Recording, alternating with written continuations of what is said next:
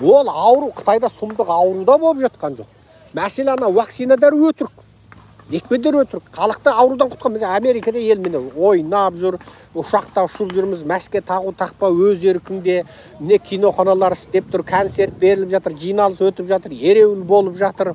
Міне ешқандай жабылып тұрған жоқ. Ал Қытайда әдейі жауып отыр. Неге? Халықты аш ұстап отыр. Неге? Бұл таққа отырғанға дейін Қытайдың халқын тапжылтпай ұстап отыру керек болып тұр ғой. Тапжылтпай ұстап отыру керек. Енді осы туралы бір-екі видеоны сіздерге көрсетейін. Міне Шыңжаңдағы жағдай туралы. Yoldaşlar, ayvon faqat yaxshi emas, bizning kampda ayvon faqat yaxshi emas. Hozir radioda bütün kadrini ip ketdi.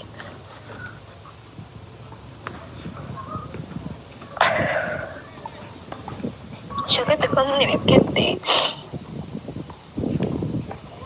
Yorumdan ip ketdi, hiç kim kalmadı radioda. Hozir faqat sirtda yotganman. Madina Mayredim. Absalam akam qaldi buzuq men son absalam akam qaldi qolganimiz ketdi, hech kim qolmadi.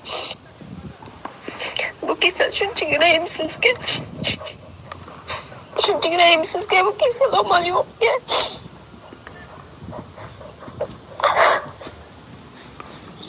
Shuni qo'zg'algan hal qiladigan masalaga hal qilaman. Shavkatda ham yig'lab ketdi. Bir erkishtirib yig'lab ketdi. Men bundan qutqizamadim, hech narsa qilib beramadim. Men bundan qutqizamadim deb yig'lab ketdi. Bir erkishtirib. Nima amal bu kasalni oldida? Kasal chiqmagan, gumonliq odamlar qoldik biz hozir. Mush ko'chimizda maqoqalarimiz g'ayrat qilib o'smish kasal chiqmasin, hech kimdan chiqmasin. Bir ko'chadan birisi chiqsa, hech kimdan orom bo'lmaydi. Biz orom bo'lmaydi.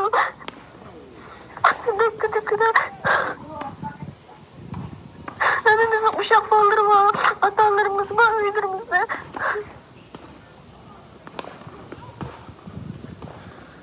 Мынау Қытайдың WeChat-тегі группасында айтылған екен.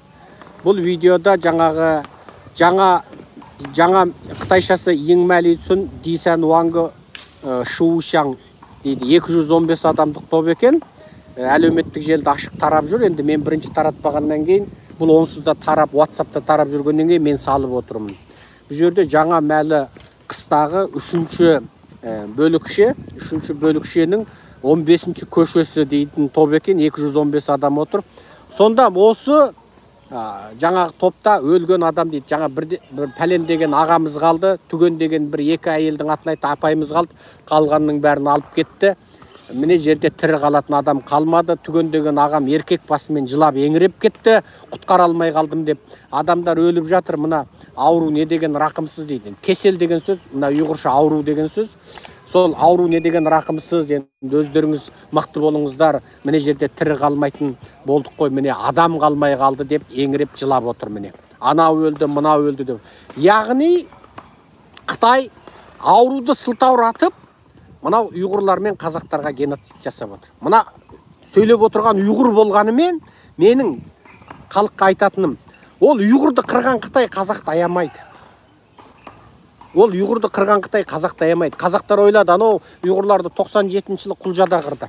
Қазақтар ойлады, ойбай, ұйғырлар өздері тыныш жүрсе өйтпейтін еді деді. Көп адам соған сенді. Қытай соған сендірді қазақтарды.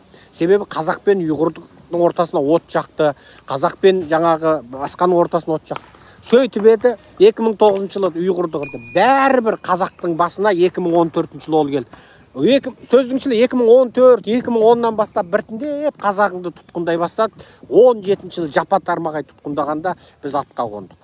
Ол ойлады қазақтардың мына Назарбаевты сатып алып қойдым, Тоқаевты сатып алып қойдым, ана бүкіл жазушыларын сатып алып қойдым, ананың бәрін Қытай диаспорасы қылып, қуарың қуачау қылып сатып алып қойдым, анаған компания құрып беріп қойдым, мынаған ақша беріп қойдым, енді қазақтар үндемейді дегенде біз көтеріліп, біз шығып Қытайдың масқарасын бүкіл дүние жүзінің алдында ашқанда Қытай жеңілді. Бірақ бір нәрсе анық.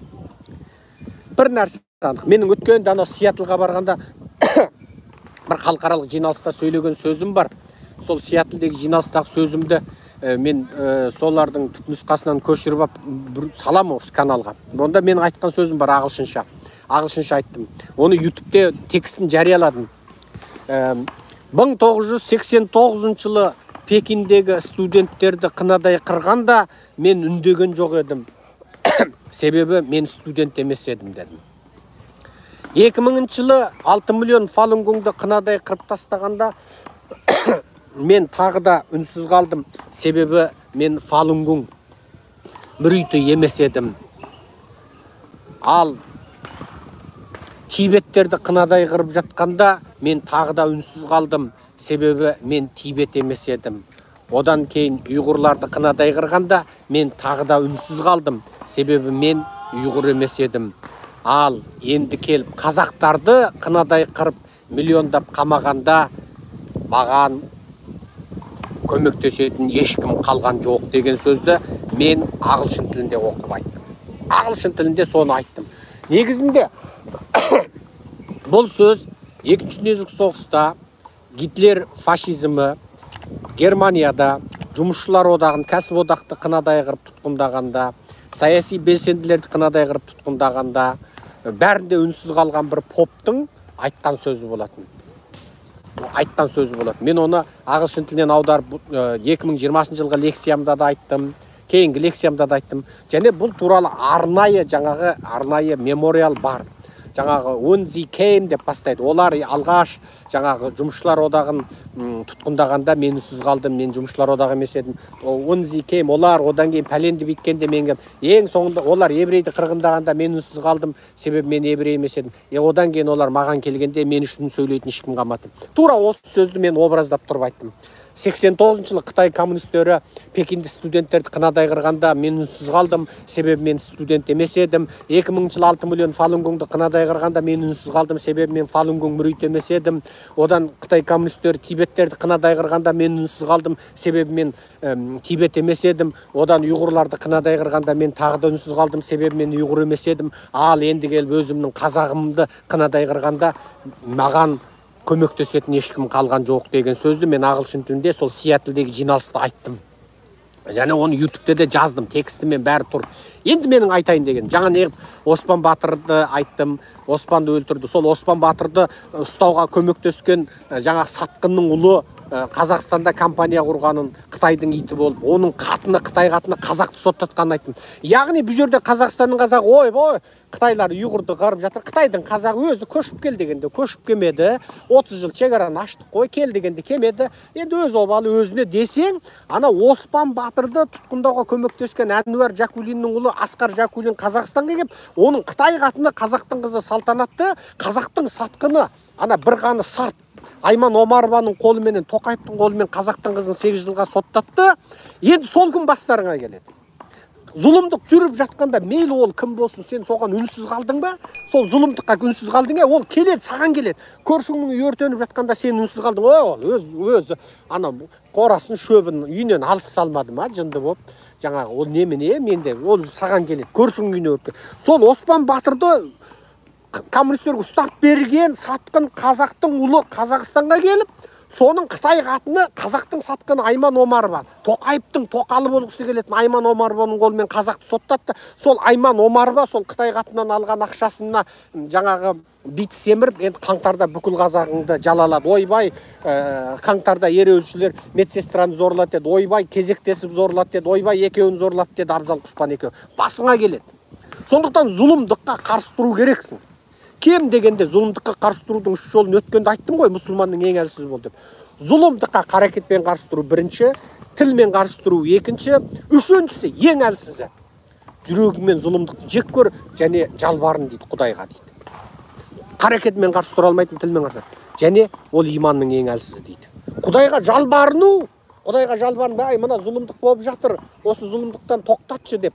Қарекетіңмен қарсы тұра алмай, тіліңмен қарсы тұра алмай, жалбарыну үшіншісі. Сондықтан мұсылманның қаруы дұға, дұғадан күшті іштіңкі жоқ деген сөз арқылы мұсылмандарды қарекетсіздік күндейтін, тек отырып жалбарын дейтіндердің есіне осы сөзді салам. Қарекетсіздікке, көмпістікке, ис алмастыққа, намыссыздыққа, дәйөздікке, 200'ді мұнафиқ тіккен мұсылмандарды тәрбиелейтін мұсылманның қаруы дұға қылайық, дұғадан күшті ештеңке жоқ дейтін есек бас шайтан имамдарға менің айтатын сөзім осы. Ол 3-ші категория. Зұлымдыққа қарекетпен қарсы тұру керек. Міне сол Оспан Батырды сатқан қазақ, Қытайға ұстап берген қазақ, міне қазақтың қызын соты. Сол сатқынның ұлының қатынның досы болған Айман Омарованың досы Тоқаев міне қазақты қырып отыр.